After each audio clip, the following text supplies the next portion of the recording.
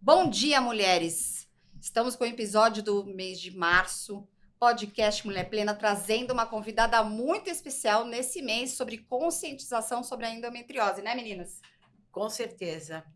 Um tema de relevância e importância para todas as mulheres. Com certeza. E às vezes para os homens também, para eles ficarem a par. Tati.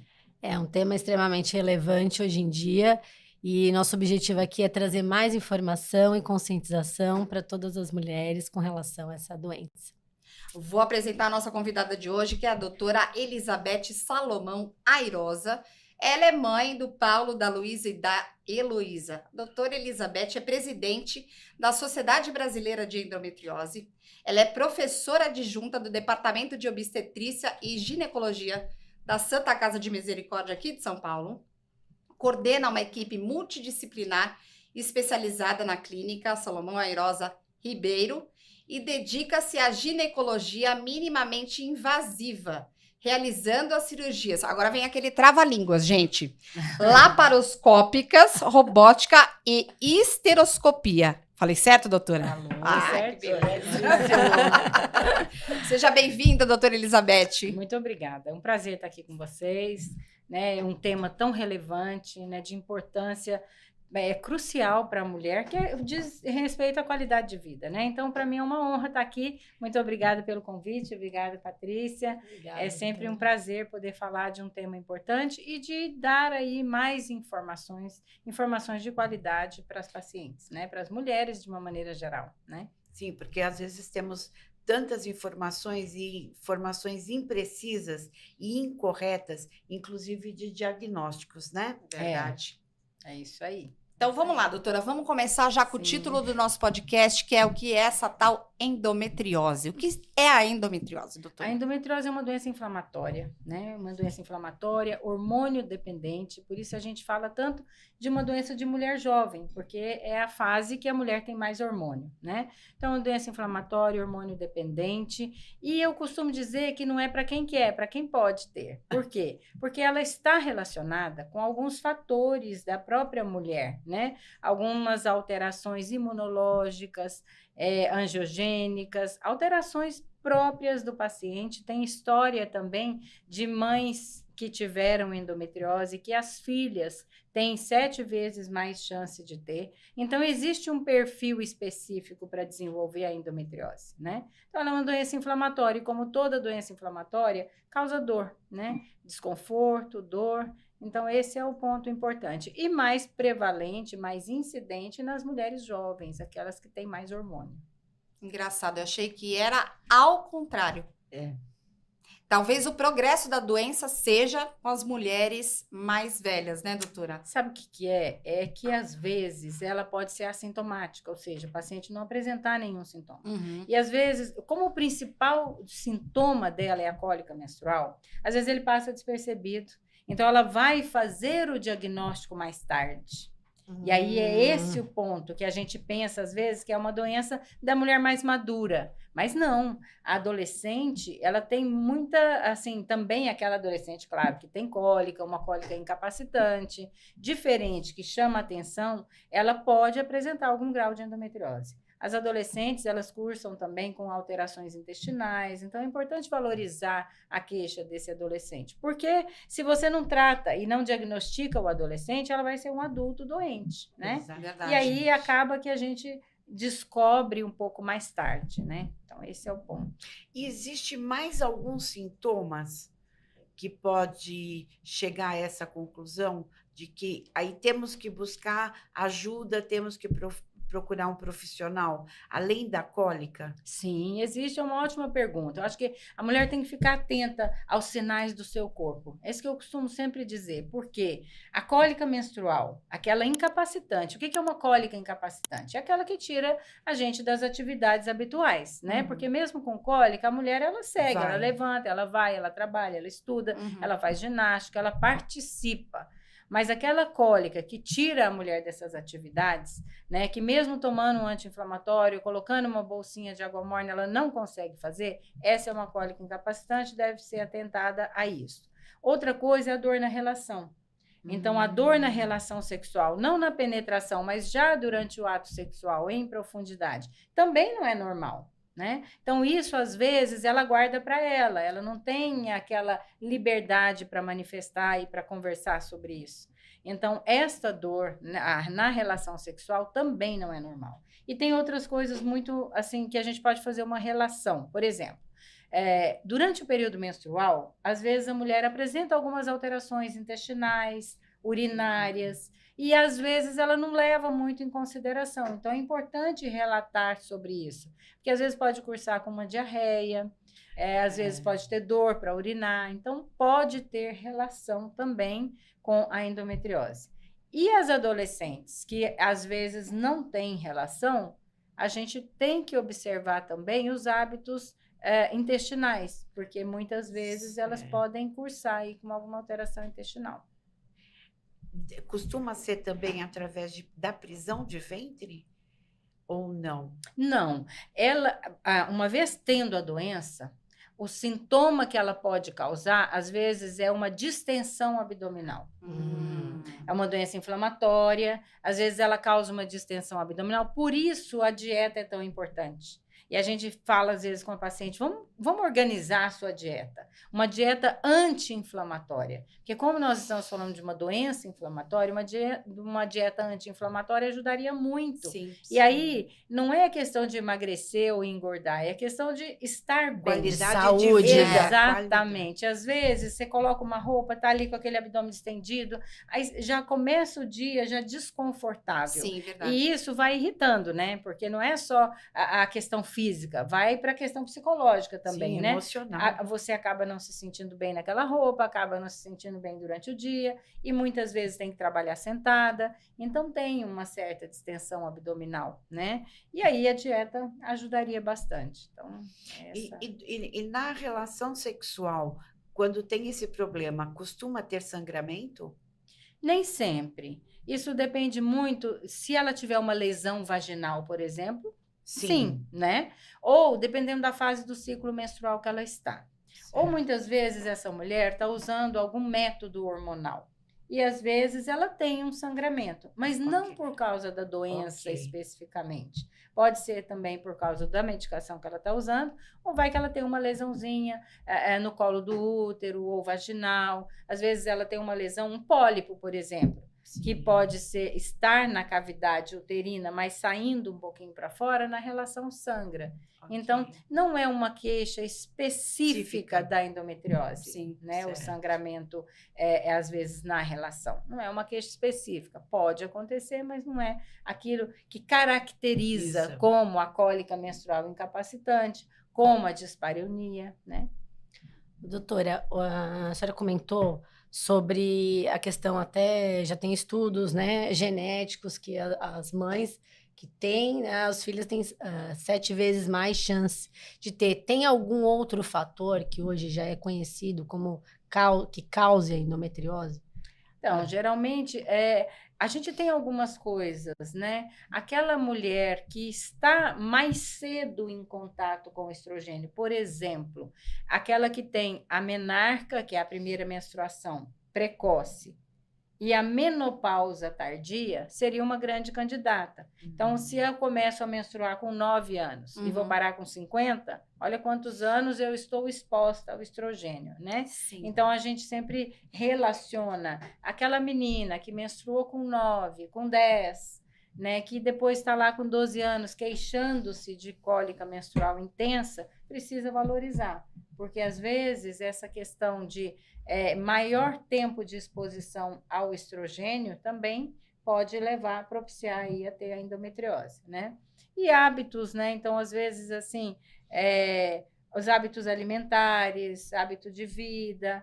Então, é sempre bom a gente colocar uma atividade física no meio de tudo isso, né? Uma dieta um pouco mais... Não precisa tirar tudo, gente. Então agora eu vou fazer uma dieta sem lactose, sem... Não, a gente pode pontuar, organizar. Hoje já tem umas dietas bastante estabelecidas para doenças inflamatórias, né? Não só a endometriose, mas de uma maneira geral. Pode fazer uma adequação, né, doutora? Sim, que ajuda muito, né? Você introduz grãos, folhas verdes, verduras, né? Alguns tipos de frutas. Então, vai mesclando aí, vai ajudando nesse sentido. E também atividade física moderada, não é para se matar na academia, mas uma atividade física moderada, né? Então, assim, o sedentarismo, o tabagismo, a dieta não equilibrada, a menarca precoce. Então, tem alguns fatores que estão relacionados com o aparecimento da endometriose. Mas é importante a gente entender. Aqui nós estamos em 4. Eu posso ter todos esses fatores, mas eu preciso ter alguma alteração que faça. Significativa. Exato. Então, eu posso ter ali refluxo menstrual, que é tão falado, né? Descrito desde 1860, né? Que é o refluxo do endométrio, né? Isso, aquele restinho de sangue que fica ali depois da menstruação, sobrou, volta, passa pela trompa e cai na cavidade. Cai na minha, cai na sua, cai na dela, e daqui 1 ou 2 terão endometriose. Por quê? Porque ela tem algum fator imunológico, angiogênico, antiapoptótico, que predispõe a desenvolvimento dessa doença, né? Doutora, a quantidade de fluxo, por exemplo, quando eu menstruava, eu ficava 8 dias menstruada.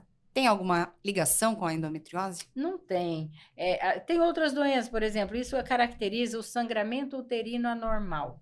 E tem algumas doenças que podem causar aí, ser a causa do sangramento uterino anormal. Mioma, adenomiose. Só que estas doenças, elas coexistem com a endometriose. Entendi. Então, quem tem endometriose, 30%, 50% pode ter adenomiose, pode ter mioma uterino. Então, elas coexistem. Então, acaba sendo um sintoma que a mulher que tem endometriose também tem, mas não só porque ela tem endometriose, às vezes porque ela tem endometriose e adenomiose, endometriose junto com e outra mioma. coisa. Entendeu? Entendi. Esta associação, porque às vezes essas doenças elas coexistem, porque o que elas têm em comum? Serem doenças estrogênio dependentes, né? São doenças hormônio dependentes, estrogênio dependente, então acaba que uma coexiste com a outra. Sim. Né? Se E aí, desenvolve as duas ao mesmo Exato. tempo, vamos dizer. E as sintomatologias, elas acabam se confundindo, né? E clinicamente falando, qual é a melhor forma de se diagnosticar? Clinicamente, a senhora falou um ponto bom. Clinicamente, é bom fazer um bom exame físico, né? Porque nós estamos falando de um exame clínico, então. Aí, eu preciso examinar essa paciente de fato, fazendo um toque vaginal de excelência, né? Indo aí em busca das lesões na região retrocervical, regiões de ligamento uterosacro, que são regiões que a gente chama de compartimento posterior da pelve. No compartimento posterior da pelve, ele é o lugar mais comum da gente encontrar as lesões de endometriose. Então, fazendo um exame físico, clínico, bem apurado, a gente já suspeita. Aí eu vou somar a queixa dela clínica, a história, o momento que a gente tirou para conversar com essa paciente, mais o exame físico. Aí eu vou direcionar para um exame de imagem, né? Aí, se a senhora me perguntar qual é o melhor exame de imagem para diagnosticar É uma pergunta que todo mundo faz. Aí nós vamos deixar para a hora que vocês me perguntarem. Mas, enfim, a pergunta já está feita, doutora.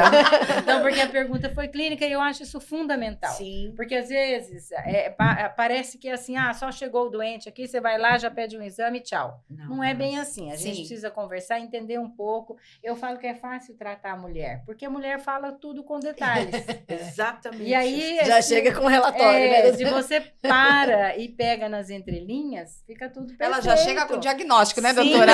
A senhora só fala assim, não, é verdade, é isso mesmo. Mas aí a gente fez aí, olha, já ajudou. Conversamos bastante, tiramos uma ideia, examinamos e aí a gente vai para qual exame de imagem? Aí a gente está aí. A ressonância magnética pélvica com protocolo para endometriose, que é um gelzinho na vagina, o paciente ter aí um preparo intestinal, uma bexiga em médio repressão. Então, assim, tudo isso acaba que faz um mapeamento da pelve, né? Uma ressonância, a ressonância pélvica. Por que eu falo da ressonância? Porque a gente tem aí, um exame que a saúde suplementar cobre, então o paciente pode fazer. É um bom exame que mapeia a pelve. Ele vai mostrar para nós endometriose no útero, no ovário, nos ligamentos, na bexiga, na vagina. Também sugere a endometriose do intestino e às vezes até pontua e descreve claramente. Mas aí depois desse eu tenho também o ultrassom transvaginal para mapeamento de endometriose.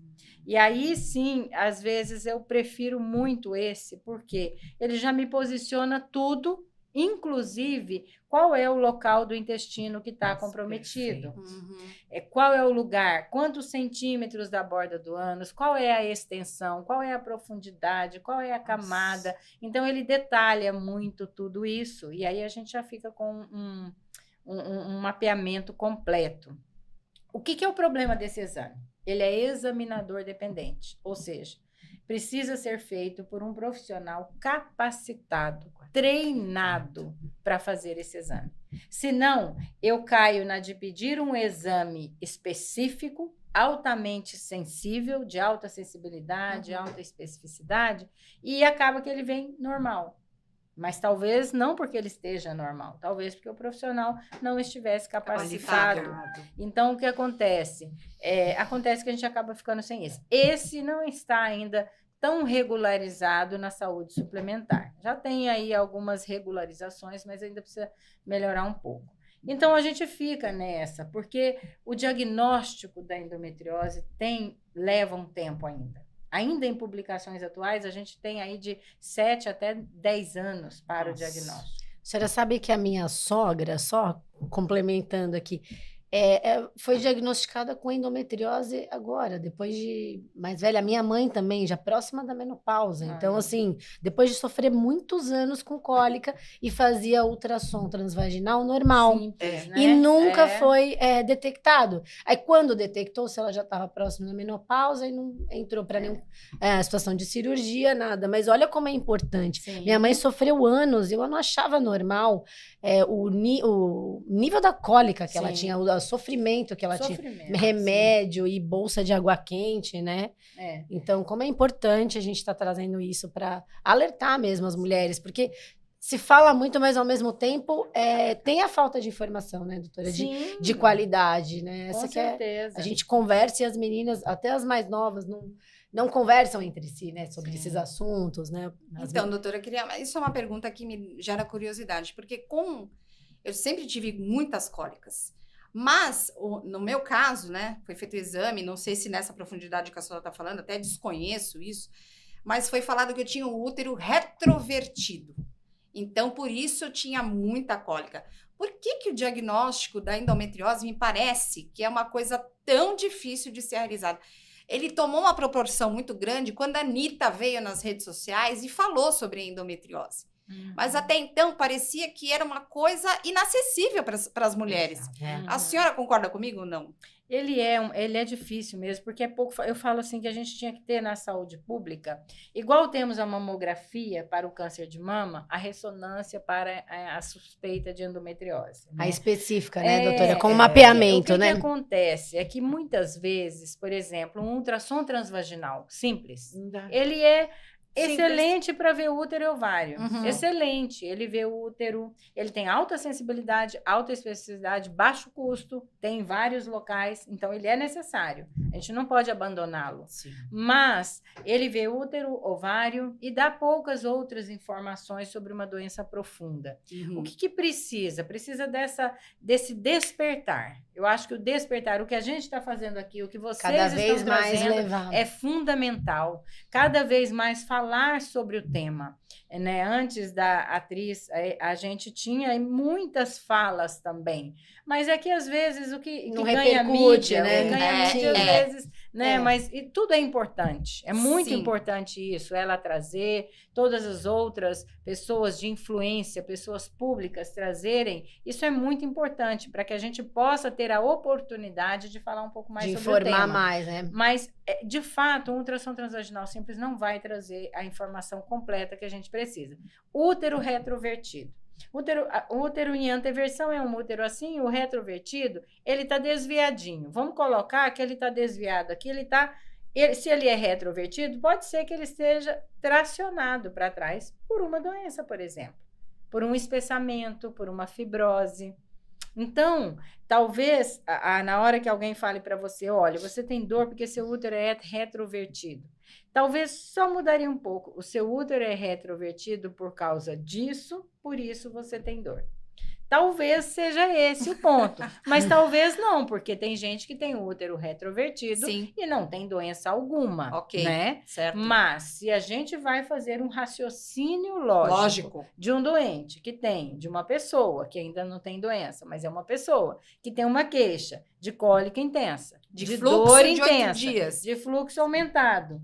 E aí eu vejo, tem um útero retrovertido, somado a tudo isso, e ela já me trouxe um ultrassom, eu preciso dar um passo à frente. Exato. Investigar acho que um o pouco que mais, aconte- né? Esse processo de investigação, né, Essa doutora? curiosidade que às vezes Exatamente. acaba gravando. Eu acho que o que está acontecendo, o que acontece, não é estar acontecendo.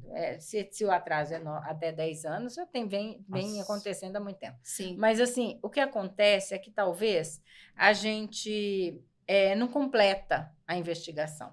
Tá tudo bem, olha, seu ultrassom não deu nada. Não deu, mas eu tenho dor. Então, não dá para parar por aqui. Então, vamos complementar. E aí, talvez seja esse complemento que não tem na saúde suplementar. Na saúde pública. Você chega lá, você vai passar no médico, ele vai te pedir um ultrassom. Você vai conseguir fazer Sim. o ultrassom. E Só. ele só parou aí. Sim. Tá Entendeu? tudo bem com a imagem? Olha, Tal. minha senhora, aqui tá tudo ótimo, viu? A senhora não tem nada, mas e minha dor? Eu vou te dar um anti-inflamatório. Aí a gente para por ali na investigação. E eu acho que um passo à frente na investigação será um passo à frente no diagnóstico. Né? Então, acho que esse é o ponto. Doutora, Verdade. aproveitando aí uma curiosidade, como que é entre, né, vocês médicos essa questão da investigação tão importante? Porque a gente percebe, né, como paciente, a conduta diferente, né? Existe, não sei, algum trabalho, aqui é curiosidade mesmo, para que os médicos se aprofundem também nisso. A gente sabe que tem uma série de questões, de custo, né, envolvidas, saúde pública ou convênios, enfim. Mas existe essa preocupação entre vocês da divulgação, da importância dessa investigação mais aprofundada? Sim, com certeza. O que eu acho que pega um pouco, Patrícia, é que hoje a medicina ela é muito setorizada, né? Sim. Então, eu não faço mama, por exemplo, né? Eu faço a minha triagem com você. Aí eu vejo, olha, eu vou te pedir, você tem a faixa etária qual? Então, o seu exame é tal, de acordo com a sua faixa etária. Então, eu vou te pedir esse exame. Ele veio alterado, eu vou te encaminhar para um especialista. Perfeito. E você não fica morrendo de câncer de mama, não fica morrendo com cisto na mama, nem com nódulo de mama. Porque você vai fazer um diagnóstico e vai saber. Esta mentalidade para a ginecologia da pelve, ela é um pouco diferente, né? Talvez uma pessoa que não trata, né, não estuda a endometriose como a gente estuda, ela vê o seu ultrassom, fala, olha, você tem endometriose, mas só toma isso aqui, ou vamos colocar um DIU. Ela também tem que mudar. Olha, tá tudo bem, mas eu vou te encaminhar para uma pessoa que só faz isso, para vamos ouvir a opinião dela. Especialista nisso, né? Ter essa visão também. Que estuda isso há quanto tempo, né? Até porque, doutora, sem querer cortar, a doença vai evoluir. Com certeza, ela evolui, ela é infiltrativa, progressiva, mas e hoje, você vê, tem a Sociedade Brasileira de Endometriose, a gente tem a preocupação de fazer um canal só para a mulher, né? Um canal, eu gosto muito disso, porque ela tem que ser ampla, ela não pode ser só científica. Ela tem que ser científica, sim, né? Porque o médico vai buscar suporte ali, né?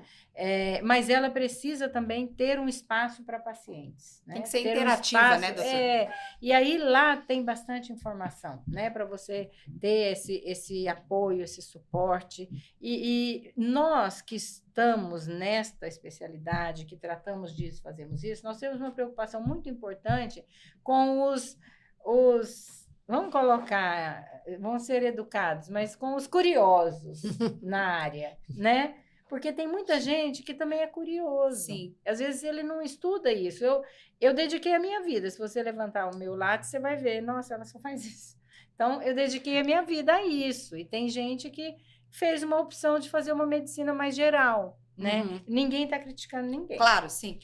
A única coisa é que talvez tendo um olhar mais amplo para a medicina, fazendo mama, onco, eu sou oncologista, então eu sei operar, então eu vou operar a endometriose. Mas não é só operar a endometriose, é diagnosticar, é conviver com a mulher que tem endometriose. Porque você tem que ter paciência para conviver com aquela pessoa que Tem você dor tem todo que mês. fazer um caminho com ela até o diagnóstico. É um caminho, vocês vão caminhar juntos. Doutora, a gente tem uma história junto, né? Com uma relação. É uma relação. Então, às vezes é isso, né? Eu vejo que às vezes tem muita gente que, deixa eu ver isso também. E talvez pode ter esse gap aí no diagnóstico, pode ser por essa causa, não sei. Mas esse tentando responder a sua pergunta. Entre nós que fazemos isso, que estudamos isso, que participamos de formação de outros profissionais no ensino prático, no ensino teórico, na academia, na escola mesmo, né? Na graduação, na pós-graduação, na especialização, nós temos um cuidado de ser uníssonos no que falamos, de ser científicos no que falamos, né? E de ter esse cuidado. Para que eles já saiam ali, né? Formados com essa mentalidade, né? Mas aí acaba se perdendo um pouco, porque tem outros que às vezes acabam não fazendo e faz um pouco da especialidade. Então, eu acho que essa questão da especialidade é primordial no tratamento humanizado da paciente, doutora, porque quanto maior você tem o controle da informação, melhor você constrói essa relação com ela. Você sabe que tem um ponto, porque a endometriose não é uma especialidade, ela é uma doença. Sim. Então, esse é o grande problema, né? Porque você fala assim, o câncer de mama, mastologia é uma especialidade. Sim. Então, vou te encaminhar para um mastologista. Entendi. E aí o doente vai. Agora, eu tenho endometriose. Deixa que eu trato. Não, você vai encaminhar para um médico que estuda endometriose, que é especialista. Ainda não tem uma especialidade. Ela não é uma ela ainda não entrou. Entendi. Mas olha, presta atenção, ela não é uma especialidade, mas tem uma sociedade brasileira só para estudar isso. Tem uma sociedade americana que estuda cirurgia minimamente invasiva, mas também que tem esse foco. Então, a importância é tão grande que diminui a qualidade de vida, que rouba, né? Então, a gente precisa ter esses olhares aí. É que tem muita coisa para conversar. Mas a gente já passou por muitas coisas aí. Falamos aí de diagnóstico. Não, mas é importante do diagnóstico, né? Essa visão também do próprio paciente. Se às vezes não vem para o médico e para o paciente. Se não vem para o médico, o paciente buscar. Olha, deixa eu em outro profissional, entender um pouquinho mais a fundo, né? E eu queria entrar com uma pergunta, doutora, que eu acho que também acaba tendo muita relação com a questão da endometriose, que é a infertilidade, né? Realmente, a endometriose, ela causa infertilidade? Tem a relação, uma questão com a outra? Diretamente ligada? Exatamente. Ela tem, sim, relação. Por quê? Porque é uma doença inflamatória na pelve. Então, ela pode acometer os órgãos pélvicos responsáveis pela fertilidade. E aí, a gente está falando de ovário, útero e trompa. Então, quando a gente tem uma inflamação, o dente está inflamado, dói de bater aqui, dói de morder, dói de água fria, dói de água quente. Quando eu tenho uma inflamação, eu tenho um ambiente hostil, né? E ali naquele ambiente hostil, eu tenho lá útero, ovário e trompa. Então, eu posso promover uma inflamação, uma doença inflamatória nesses órgãos. Então, a relação de endometriose com infertilidade, ela existe e ela é relevante, né? A gente pode considerar aí que em até 30 a 50% dos casos, as mulheres com infertilidade podem encontrar a causa como a endometriose sendo a causa, né? Então, tem sim uma relação, né? Por isso é tão importante, gente, quando o paciente começa, a mulher começa, eu quero usar um método contraceptivo, porque agora eu tenho relação, coloca esse DIU em mim, porque minha amiga põe e dá tudo certo, vou ficar 5 anos com ele. Aí fica 5 anos com ele, termina, tira, coloca outro. Aí ela passa aí 15 anos sem perceber, evitando a manifestação da doença. Uhum. Então, o que acontece também é que a gente precisa tomar cuidado, entendeu? Fazer a rotina, ir ao médico, passar e tá muito tempo com método contraceptivo, dá uma pausa, esperar aí uns meses, fazer um exame específico para ver se não tem alguma coisa por ali, porque às vezes a mulher ela corre tanto, ela só vai parar quando ela quiser engravidar. Aí, às vezes, ela passa aí 20 anos, 15 anos, 10 anos, evitando. Aí, agora encontrei todo mundo, demos entrada no apartamento, ou compramos, Casou, ou recebemos agora pronto. Agora é a hora. agora. Qualquer semelhança é mera coincidência, doutora, com a minha vida. Então, aí agora é a hora. E às vezes fala, agora eu vou comprar, pronto, compramos o apartamento, agora vamos arrumar 3 quartos, um para nós, um para o neném, um para visita. Aí vai. Aí fica pronto, agora que eu paro de tomar o anticoncepcional. Aí acho que vai acontecer do dia para noite, né?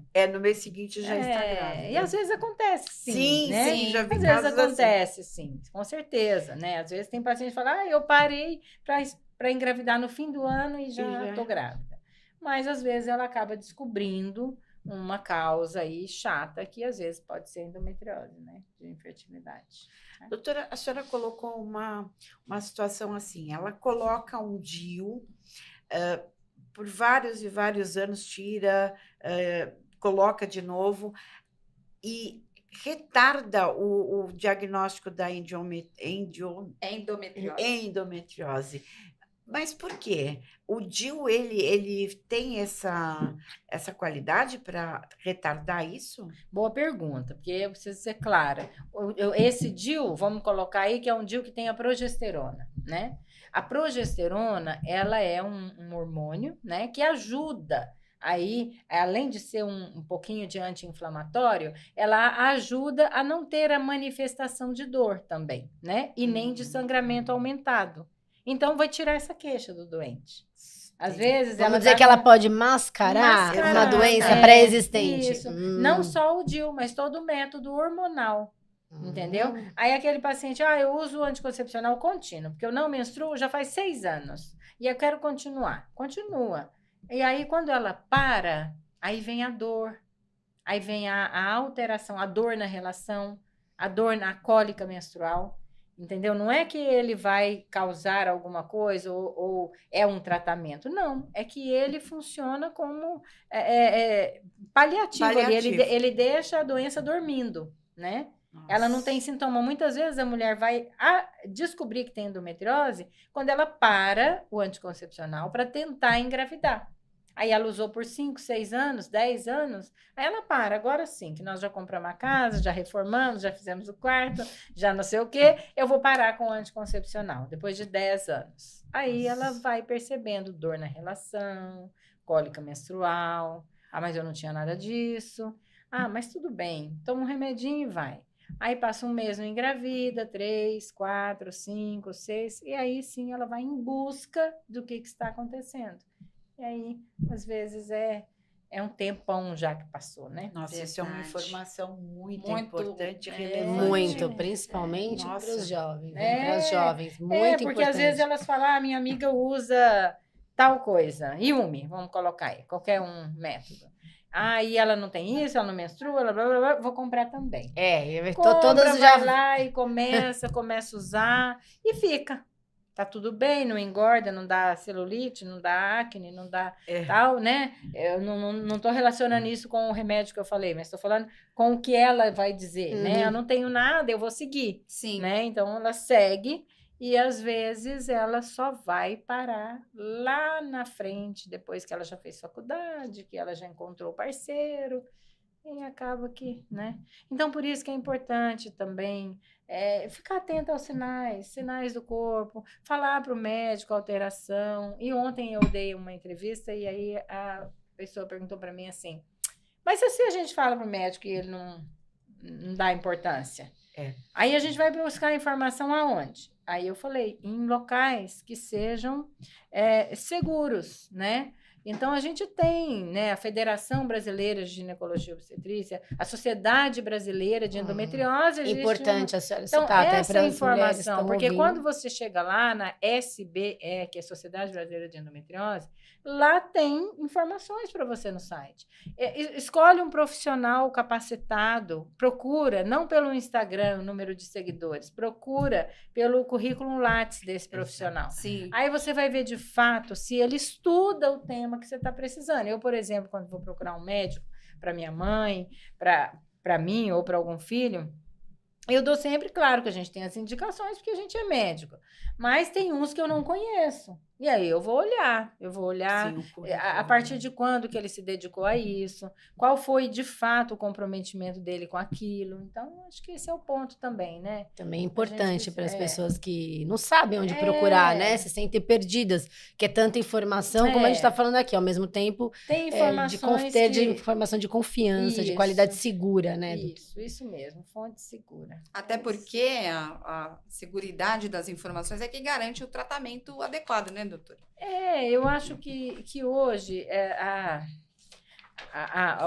o meio de informar é outro, né? Exatamente. Antigamente você tinha um convênio, tinha um livrinho do convênio, você olhava ali e buscava o médico do convênio. Uhum. Hoje você tem onde buscar. Então, às vezes, busca em alguma mídia social. Uhum. Mas tem que tomar bastante cuidado, porque mídia social pode falar de tudo. Então, de tudo de bom, mas de tudo de mais ou menos bom. Sim. Então, a gente precisa também cuidar para ter informação segura de qualquer coisa, né? Sim, de tudo. sim. Você vai tudo. fazer um jantar aí, você quer procurar qualquer coisa, você não vai lá olhar? Sim. Aí você vê aquele tanto de like, aquele tanto de seguidor, você fala, isso deve ser bom. Isso é bom. Então, é difícil, né? Fica um ponto de atenção, né? Principalmente no isso. mundo de hoje, com a No mundo informação. digital, com esse no monte mundo de digital. autoridade surgindo do nada. É, Sim, exatamente. A gente morre de estudar e o povo vira. Vira especialista. Mas isso é em tudo, né, Sim, gente? todas as áreas. Desde o Tudo. cabeleireiro, da Em maquiagem, tudo. do fazedor do pudim, Em todas as áreas. tudo, Em né? todas Porque às as vezes você áreas. tem aquele cara que estudou para fazer aquela comida específica, Sim. né? Então ele é um maître, ele fez a faculdade dele para, né, renomado na cozinha e tal. E tem um outro lá que faz de conta que que nem diz os meus amigos lá, fazedor de pudim. Que por excelência, eu gosto. Então, é bom. Também gosto. Né?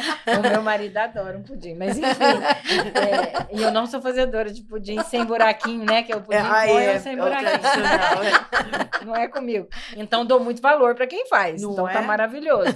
Mas não é isso, né, que a gente está falando. Não é sobre isso, né?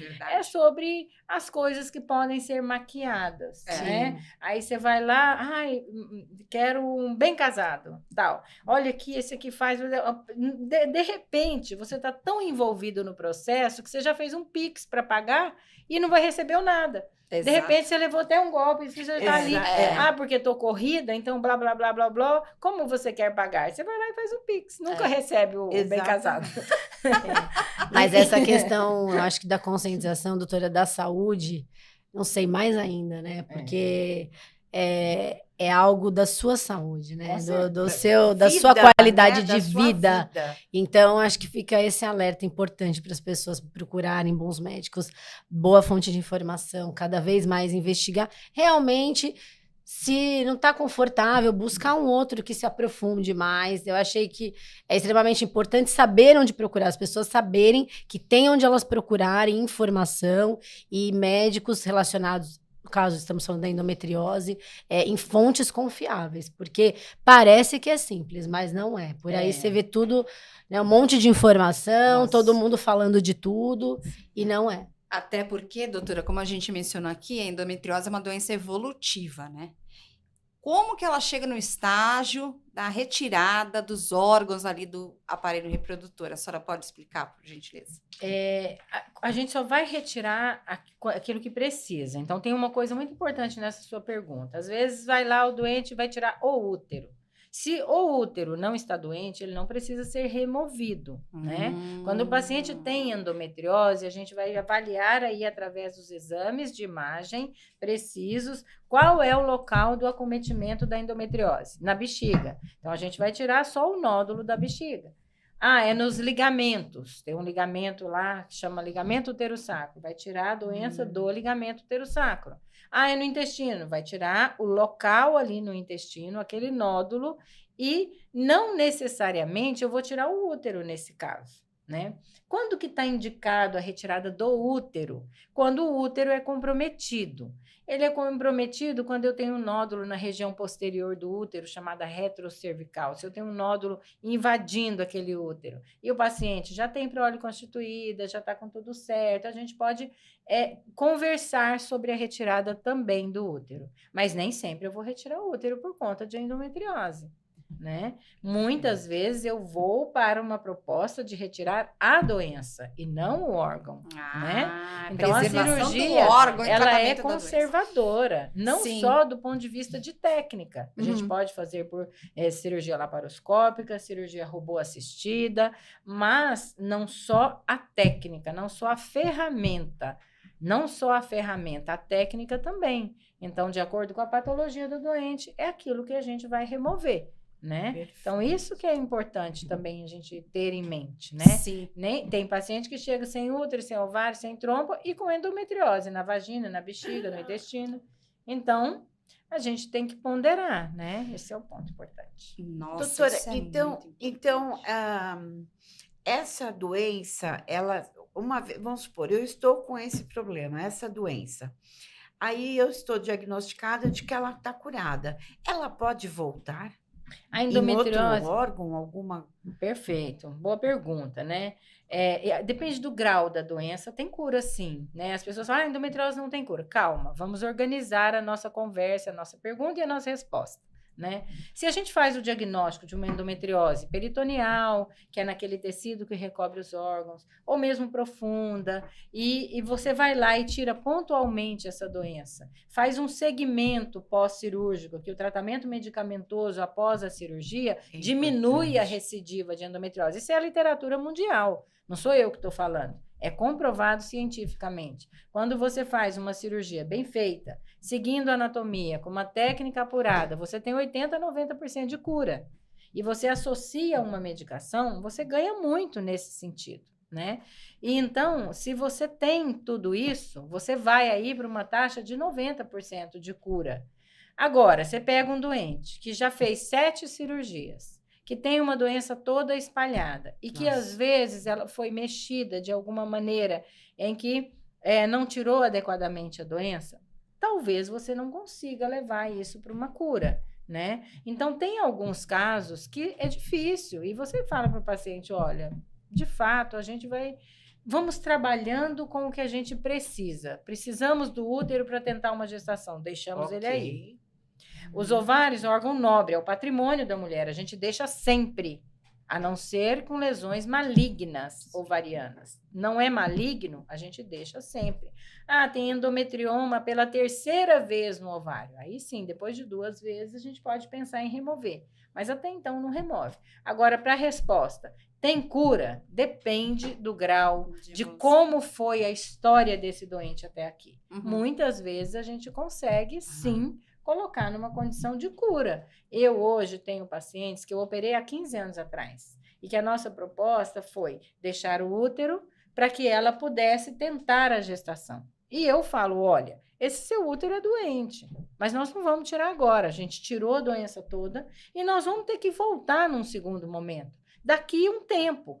Até que tempo? O tempo que você perceber que você vai querer insistir para tentar uma gestação. Às vezes você vai conseguir e às vezes não. E aí, lá na frente, você vai ter que voltar aqui ou procurar outro colega para você resolver aí e aí, nesse momento, tirar o útero. Então, tem pacientes que vêm comigo que a filha está com 10, 12, 14 anos e que a gente fez isso lá atrás e que passou todo o tempo e fala, agora, doutora, eu vou tirar. Porque o meu fluxo é alto, porque eu tenho um pouco de dor e porque eu acho que é o momento, a gente vem. E ao longo destes 10, 14, 15 anos, ela não teve recidiva. Fantástico. Então, eu considero isso cura. Sim, não é? sim, Verdade. Sim. Então, esse é o ponto, Sim, entendeu? verdade. Eu tenho muitas mesmo, assim. Então, a gente fica muito feliz, Claro. né? Às vezes eu falo para os meus assistentes, essa paciente que eu operei ela há 15 anos atrás, eu operei ela há 12 anos atrás, é uma paciente amiga, né?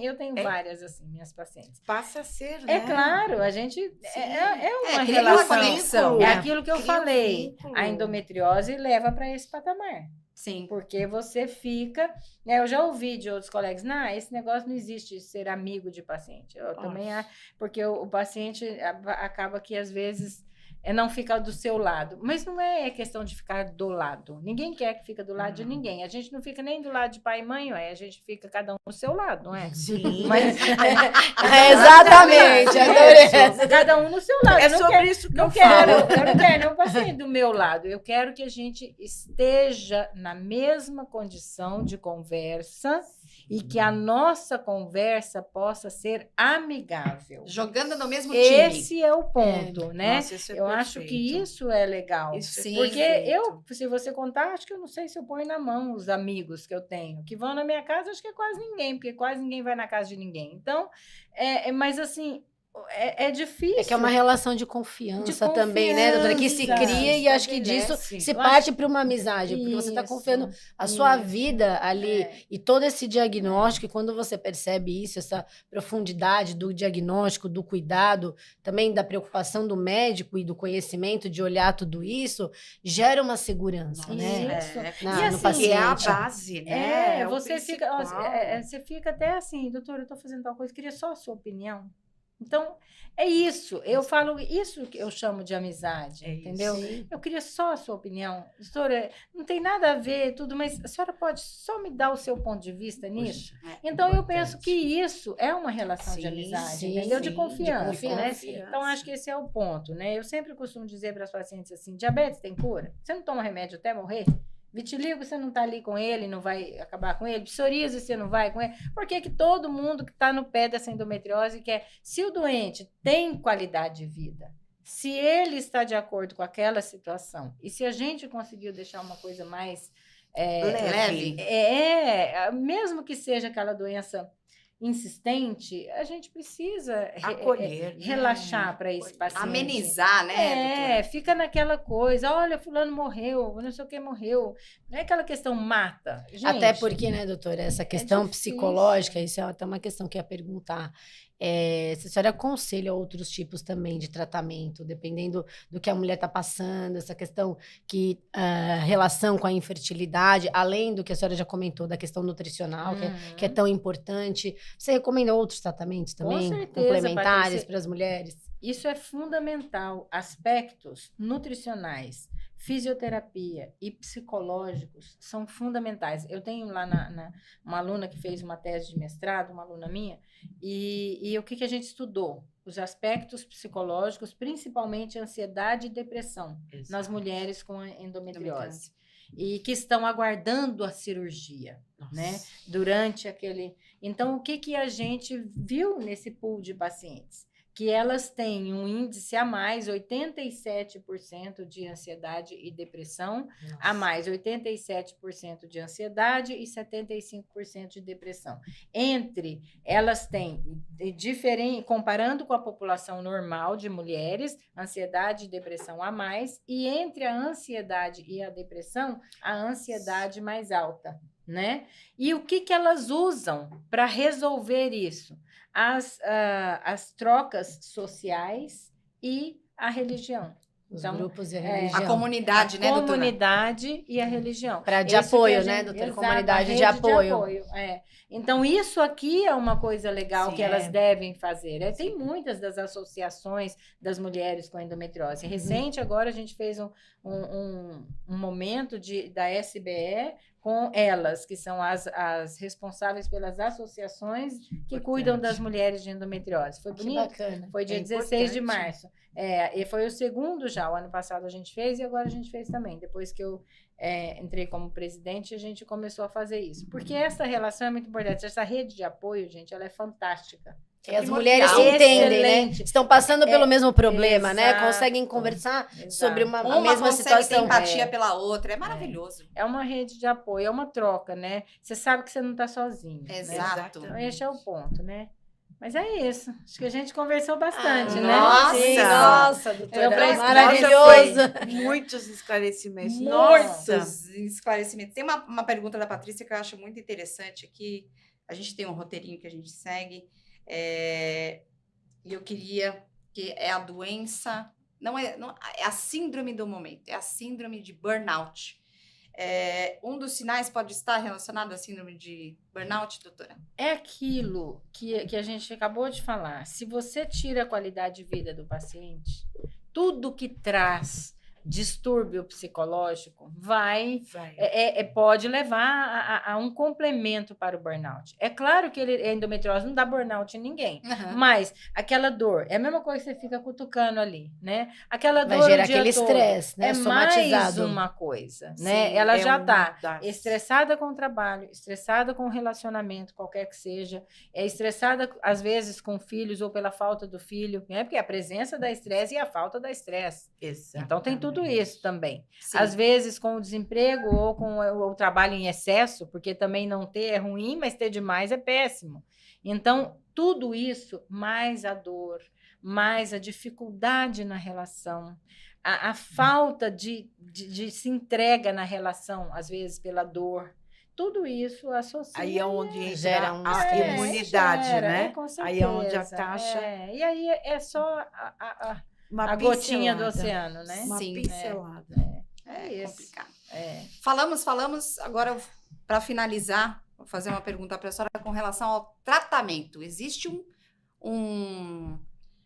como que eu poderia dizer, um protocolo de tratamento para endometriose? O tratamento para dor, vamos colocar Pra bem dor. claro, a gente tem o tratamento da dor e da doença, tá? Uhum. Porque o tratamento da dor existe sim, uma escala que a gente segue, né? Medicamentos de primeira linha, medicamentos de segunda linha, né? Então a gente pode usar analgésico e anti-inflamatório para dor. Mas estamos falando de endometriose. Na primeira linha, a gente tem as progesteronas, né? Ou progestogênios, como quiser falar, as progesteronas que a gente pode utilizar, né? O levonorgestrel, o desogestrel. Então, a gente tem essas progesteronas como primeira linha, né? Associado aí a um anti-inflamatório, um analgésico, a gente tem uma boa resposta. Depois, a gente tem aí o análogo do GnRH, essas outras medicações que ficam para a segunda linha, que também pode ser utilizada. Aí tem lá os efeitos colaterais, e a gente tem que estudar cada um, né? Uhum. Depois vem aí as outras medicações que já ficam já para um outro patamar, né? Para outro patamar, né? E aí entra a amitriptilina, essas outras medicações, gabapentina, pregabalina, a gente é para outro tipo de coisa ainda, para uma coisa mais avançada ou para uma terceira tentativa, mas enfim, durante esse tratamento, o diagnóstico precisa estar estabelecido, porque em que horas vai entrar o tratamento cirúrgico? Né? O tratamento cirúrgico vai entrar ou quando o paciente é refratário ao tratamento medicamentoso, ou seja, não responde, né? Okay. Não responsivo, ou quando a gente tem riscos de ter alguma perda de órgãos. Por exemplo, ter uma doença tão extensa no ureter, que é o caninho que leva o xixi do rim para a bexiga, que pode estrangular esse ureter e perder o rim. Uma rotura aí de um endometrioma, então, às vezes é cirúrgico, uma doença intestinal grande, com possibilidade de estrangular o intestino, uma doença vesical dentro da bexiga grande. Então, tem as suas indicações, sim. Então, o tratamento é medicamentoso, pode ser hormonal, medicamentoso, anti-inflamatório, analgésico, para dor.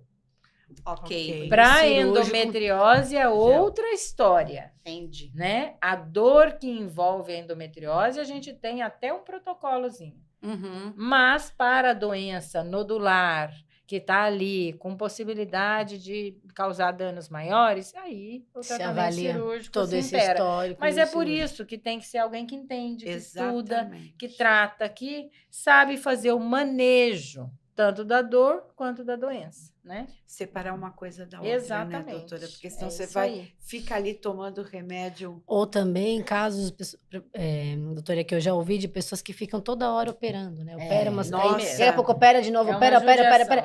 E aí você não entende, né? É. Quando A acontece essas cirurgia tem que ser situações. completa, né, Patrícia? Mas para ela ser completa, precisa fazer um diagnóstico. Não adianta Com- assim, eu bem acho que feito. tem endometriose, vamos embora para a cirurgia. Então, Eu acho, né? Ou às acho. vezes faz um exame que não é tão específico. Fazendo também a gente pode ter surpresa, gente. Sim, Em tudo, toda hora tem que ter tudo. surpresa, né? Os dois casos acho que são relevantes, né? É, Ou você temos faz um um organismo exame vivo. e fala, não, tá tudo bem, vai para casa. Ou É. então não vem aqui, vamos retirar tudo. Os Nossa. dois extremos são Tem que ter um meio Perigoso. termo, né? perigosos. Mas é isso. Tati, alguma Nossa, pergunta a mais para doutora, olha. finalizar? Não, doutora, só agradecer que imensamente a sua Nossa, presença foi aqui. É uma muito honra. bacana. Nossa, foi. Para mim, para nós, mas para mim especialmente. Pra Muito mim obrigada. também. E que a gente possa, através de toda essa informação de extrema qualidade que a senhora trouxe, ajudar as mulheres, né? Nosso grupo, ele é um grupo novo, ele está começando, mas a gente quer passar informações de qualidade para a saúde da mulher, saúde física, saúde emocional, né? Mental, essa é a nossa missão. Então, é só agradecer. Que legal. E que a gente possa, cada vez mais, a senhora consiga ir com a SBE, certo? Sociedade Brasileira de Endometriose, isso. divulgar, assim, expandir ao máximo e conte com o nosso grupo também para isso. Que legal, fico muito feliz. Eu espero que na próxima vez eu vou voltar aqui, vocês já vão estar famosas. Já não é mais o começo, já vai estar, né? Mas é muito louvável, né? Eu acho que isso que é legal, a gente levar informação de qualidade, Sim. dar a oportunidade das pessoas também falarem, perguntarem, levar isso para suscitar aí a dúvida, né? Então, parabéns para vocês. Muito obrigada pelo convite. E foi assim, Prazer. foram explicações muito claras e de uma maneira muito fácil de entendimento. Que bom. Sim, Né? Bom. sim, foi muito didático, né? Exato. Como a gente fala. Nossa, Coisa foi boa. assim. Muito bom, então foi ótimo. Valeu, Leila, muito obrigada. deixa um recadinho para nossa audiência, para a mulherada, faz o convite para elas. Bom, nós temos vários convites. Né? Em primeiro lugar, quero agradecer a presença da doutora. Nós temos o nosso grupo de comunidade que se chama Você Mulher Plena, né? Que nós estamos levando para vocês uma ampliação de consciência, para que vocês saibam sobre esse tema e muitos outros que são importantes. E às vezes é o que eu costumo dizer, às vezes a gente entende que é para a mulher, mas é para o homem também, porque sempre quando existe esse tipo de problema, existe um homem que também tem que acompanhar essa mulher em todos os momentos, dar o apoio, não é isso, doutora, também, Isso mesmo. né? Porque não fica só o encargo da mulher. Paty, um recadinho para nossa audiência. Só agradecer e que essa informação possa chegar, todas essas informações a cada vez mais mulheres, e quem estiver nos assistindo que possa replicar isso e que a gente possa ajudar a levar um pouquinho de informação para muita gente.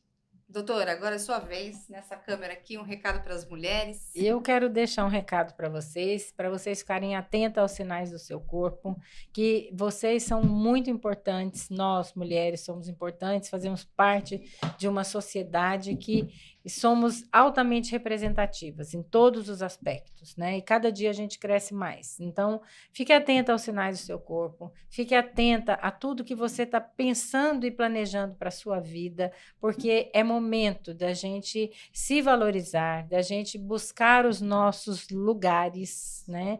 Nos posicionarmos nos nossos lugares, buscar a nossa equidade de gênero, né? Não é o gênero masculino ou o gênero feminino que é melhor, é uma equidade, né, que a gente quer. A gente não quer ganhar mais nem ganhar menos, a gente quer uma equidade. Então, fique atenta aos sinais do seu corpo, a tudo que a vida se abre aí para você, mulher.